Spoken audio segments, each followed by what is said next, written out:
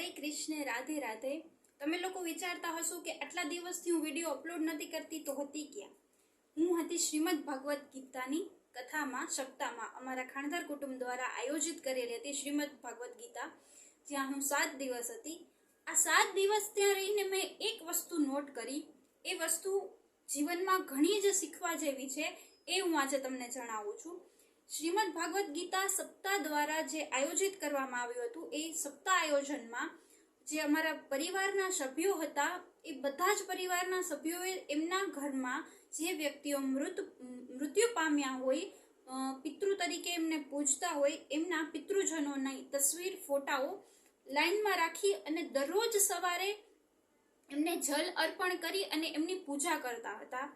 આ વસ્તુ પરથી મને એક શીખ મળી. એ શીખ હું તમને આજે જણાવું છું કે જ્યારે વ્યક્તિ જે પણ તસવીરમાં કેદ થઈ જાય, ફોટામાં કેદ થઈ જાય, એટલે કે મૃત્યુ પામે, એના પછી એ વ્યક્તિની પ્રશંસા કરવી કે એના સારા ગુણો ગાવા કે એને પિતૃ તરીકે પૂજા કરવી, એ બધું અનર્થ છે, વ્યર્થ છે.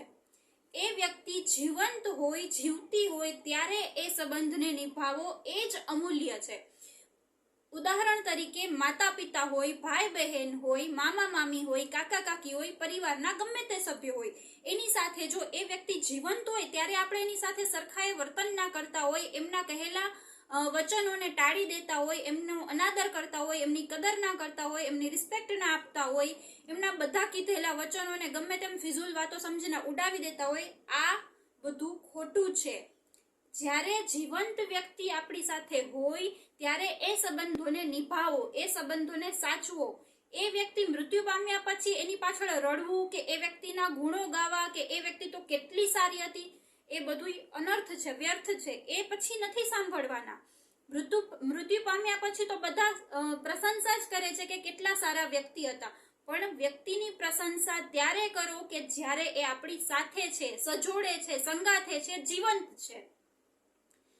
પતિ ઘરે આવ્યા પછી પત્નીની હાથેથી બનેલી રસોઈ જમી અને જો એના વખાણ કરશે ને કે વાહ, આજે શું સરસ રસોઈ બનાવી છે, તો પત્નીની ખાલી આટલી પ્રશંસા કરવાથી પત્ની એટલી ખુશ થઈ જાય છે ને કે તમે માની નહીં શકો.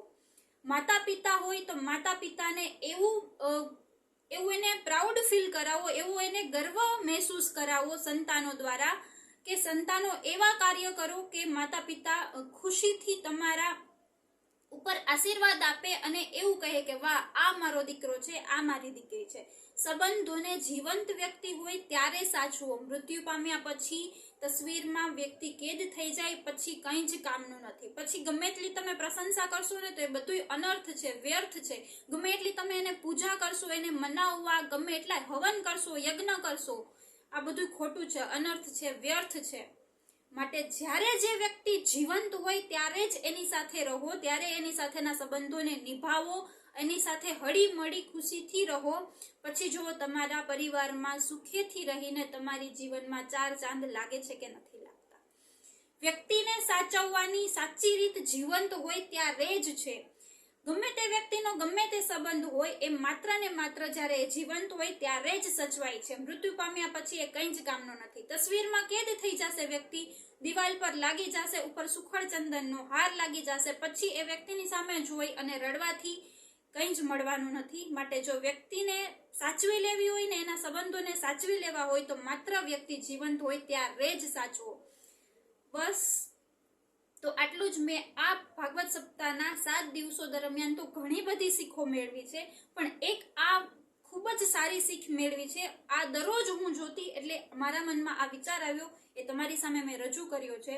તો તમારા સંબંધોને જીવંત વ્યક્તિ હોય ત્યારે સાચવો. માતા પિતા, ભાઈ બહેન, કાકા કાકી, ફઈ ફુવા, તમારા પરિવારજનોને સાચવો. શાંતિથી રહો, સુખેથી રહો અને વ્યક્તિની પ્રશંસા કરો. ખોટી પ્રશંસા નહીં કે મેં કીધું એટલે પ્રશંસા કરવાની, કે તું ખરાબ રસ્તે જતી હોય તો ના તું સાચે રસ્તે જાસ, આવી પ્રશંસા નહીં.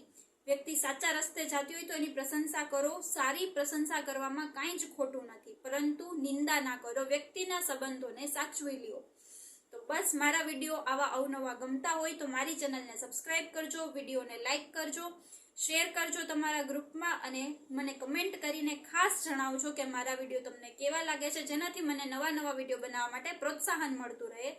હરે કૃષ્ણ. કૃષ્ણ, રાધે રાધે, હરિ બોલ.